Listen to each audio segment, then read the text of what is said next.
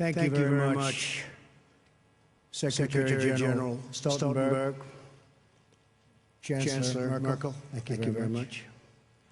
Other heads of state and government. I'm honored to be here with members of an alliance that has promoted safety and peace across the world. Prime Minister, may all of the nations here today grieve with you and stand with you. I would like to ask that we now observe a moment of silence for the victims and families of the savage attack which took place in Manchester.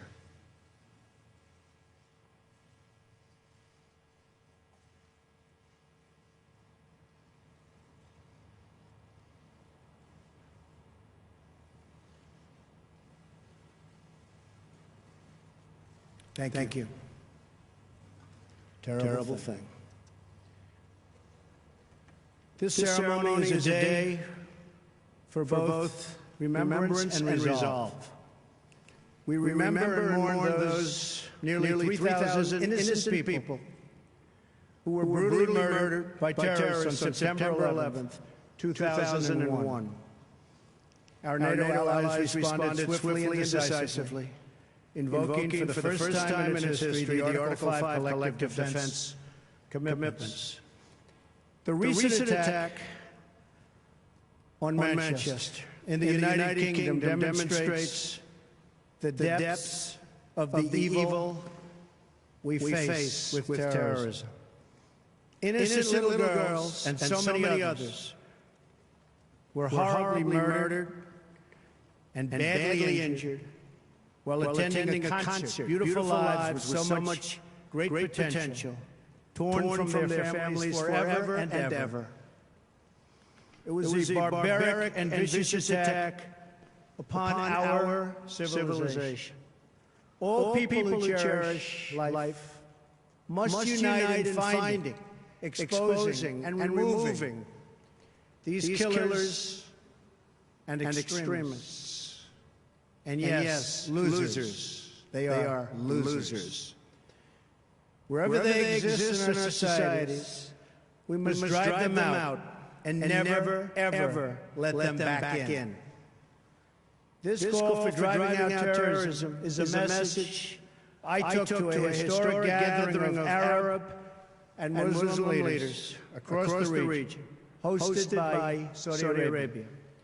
There I spent much time with King Solomon, a wise man who wants to see things get much better rapidly. The leaders of the Middle East have agreed at this unprecedented meeting to stop funding the radical ideology that leads to this horrible terrorism all over the globe. My travels and meetings have given me renewed hope that nations of many faiths can unite to defeat terrorism, a common threat to all of humanity. Terrorism must be stopped in its tracks, or the horror you saw in Manchester and so many other places will continue forever.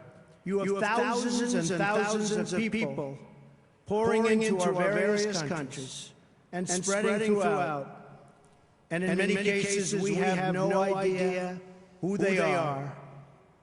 We must be tough, we must be strong, and we must be vigilant. The NATO of the future must include a great focus on terrorism and immigration, as well as threats from Russia and on NATO's eastern and southern borders.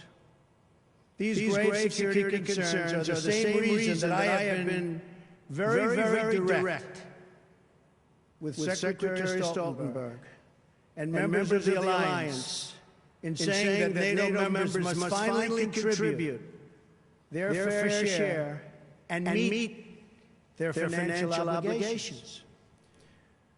But 23 of the 28 member nations are still not paying what they should be paying and what they're supposed to be paying for their defense. This is not fair to the people and taxpayers of the United States. And many of these nations owe massive amounts of money from past years and not paying in those past years.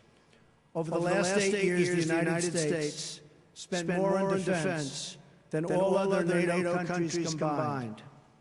If all NATO members had spent just 2% of their GDP on defense last year, we would have had another $119 billion for our collective defense and for the financing of additional NATO reserves. We should recognize that with these chronic underpayments and growing threats, even 2% of GDP is insufficient to close the gaps in modernizing readiness and the size of forces. We have to make up for the many years lost. 2% is the bare minimum for confronting today's very real and very vicious threats. If NATO countries made their full and complete contributions, then NATO would be even stronger than it is today, especially from the threat of terrorism. I want to extend my appreciation to the 9/11 Memorial Museum in New York for contributing this remnant of the North Tower, as well as to Chancellor Merkel and the German people for donating this portion of the Berlin Wall. It is truly fitting that these two artifacts now reside here so close together at the new NATO headquarters. And I never asked once what the new NATO headquarters cost. I refuse to do that. But it is beautiful. Each one marks a pivotal event in the history of this alliance and in the eternal battle between good and evil.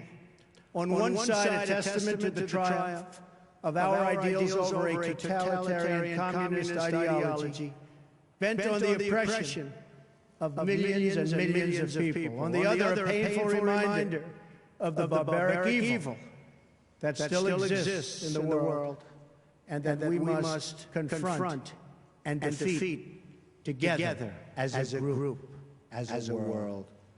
This twisted mass of metal reminds us not only of what we have lost, but also what forever endures. The courage of our people, the strength of our resolve, and the commitments that bind us together as one. We will never forget the lives that were lost. We will never forsake the friends who stood by our side. And we will never waver in our determination to defeat terrorism and to achieve lasting security, prosperity, and peace. Thank you very much. It's a great honor to be here. Thank you.